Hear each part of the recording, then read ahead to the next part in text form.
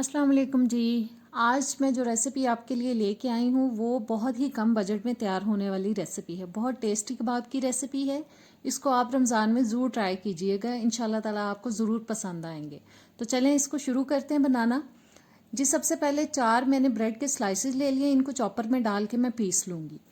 और देखिए मैंने चॉपर में डाल के इनको पीस लिया स्लाइसेस को। अब मैं एक छोटे साइज़ की कटी हुई प्याज डाल रही हूँ जिसको मैंने बारीक काट लिया था। और साथ ही इसमें जी 2 सब्ज मिर्चें, इनको भी मैंने बारीक काटा हुआ है।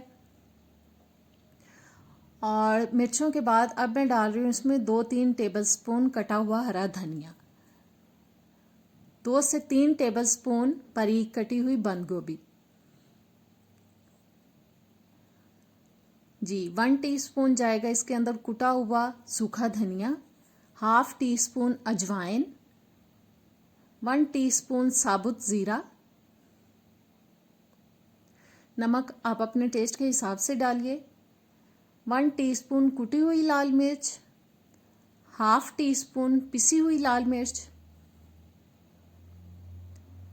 और ये मैंने एक दरमियाने साइज़ का प्याज लेके उसको ग्रेटर पे ग्रेट कर लिया था, यानी कि कद्दूकश कर लिया था, वो डाल दिया इसके अंदर।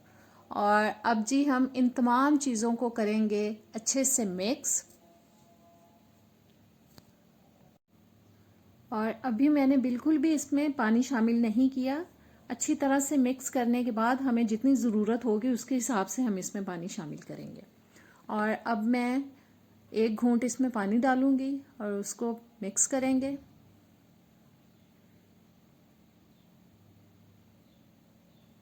पानी हमें इतना डालना है जिससे इसकी बाइंडिंग जो है वो अच्छे से हो जाए। अब फिर से मैं थोड़ा सा पानी शामिल कर रही हूँ, थोड़ा थोड़ा डालेंगे, एकदम से हमें नहीं डालना, अदरवाइज़ इसका जो ये बैटर है वो बहुत ही पतला सा हो जाएगा और ठीक नहीं रहेगा। बस इतना डालना है कि इजीली हम इसको जोड़ सकें। और थोड़ा सा और पानी मैं इसमें शामिल कर रही हूँ। ये देखें इसका बैटर जो है वो बहुत पतला तैयार नहीं कर रही मैं।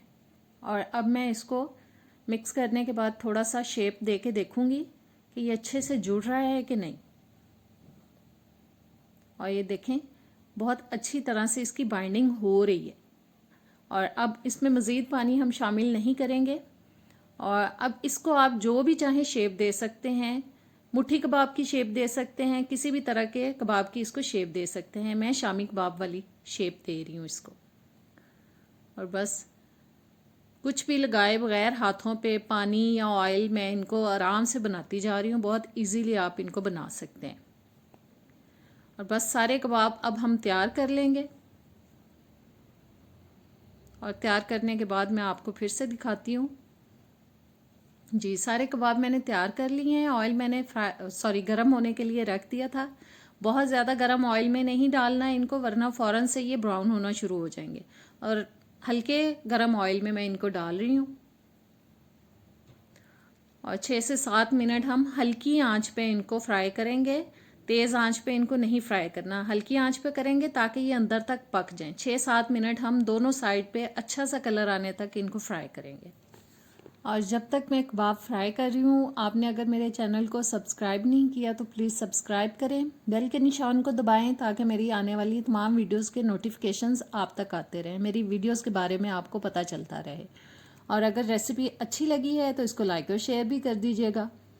और तमाम कबाबों की अब देखें मैंने साइड चेंज करा दी है ताकि ये दूसरी साइड से भी अच्छी तरह से पकें।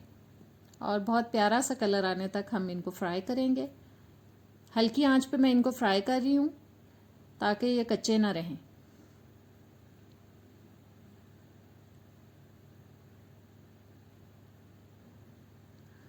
और बस जी कबाब तैयार होने वाले हैं जी। और मेरे ख़्याल में ये बिल्कुल अब तैयार हो चुके हैं। अब मैं इनको पेपर टॉवल पे निकाल रही हूँ ताकि जो एक्स्ट्रा ऑयल है वो पेपर टॉवल के अंदर चला जाए और बहुत मज़े के कबाब जो हैं वो हम खा सकें।